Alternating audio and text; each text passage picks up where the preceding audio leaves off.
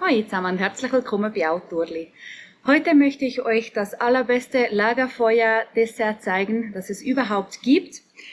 Vielleicht kennt ihr diese S'mores, die gibt es in den USA und in Kanada sehr häufig. Das ist einfach ein Marshmallow, den man braten, also grillieren tut, und dann, wenn dieser so richtig fluffig ist, wird er zwischen zwei Kekse gedrückt mit etwas Schokolade und dann isst man das so. Ich habe da etwas anderes ausprobiert, weil ich mal Schlangenbrot gemacht habe und dann hatte ich vorigen Pizzateig und habe mit diesem dann etwas gemacht und das zeige ich euch, weil ich finde es in dieser Variante sogar noch viel besser als die S'mores, die normalerweise sind. Hierfür braucht ihr also Pizzateig, Marshmallows und Schokolade. Als erstes schneidet ihr vom Pizzateig ein Stückchen ab.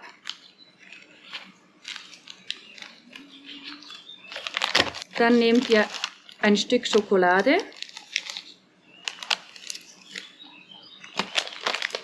und ein Marshmallow drauf.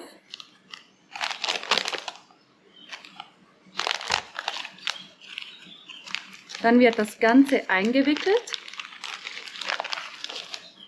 im Teig. Da müsst ihr einfach schauen, dass es nirgends ein Loch gibt, weil wenn es ein Loch hat, dann wird die ganze Schokolade und der Marshmallow wird da rausquellen. Also einfach alles gut verschließen. Wenn das Ganze gut verschlossen ist, kommt das jetzt einfach noch aufs Feuer, bis das ganze Brot schön kross ist. Und dann kann man das schon essen. So, jetzt ist das Ganze fertig. Da quillt schon ein bisschen Schokolade raus. Und jetzt probieren wir das Ganze mal.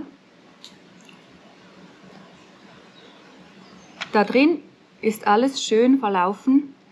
Die Schokolade, Marshmallow, alles ist so zu einer Masse geworden. Und es ist einfach saulecker. Ich finde, mit den Keksen zusammen ist es fast zu süß. Und so, weil der Teig etwas salzig ist die Kombination perfekt.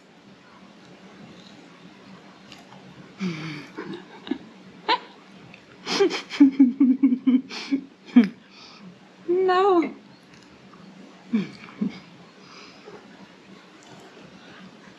Also es gibt eine Riesensauerei, ist aber extrem lecker.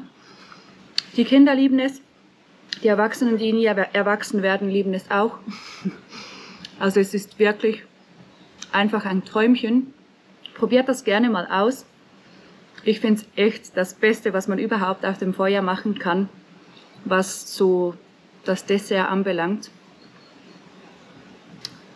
Ja, das war's zu meinem Video. Ich hoffe, es hat euch gefallen und bis zum nächsten Mal. Tschüss zusammen. Was schaut noch?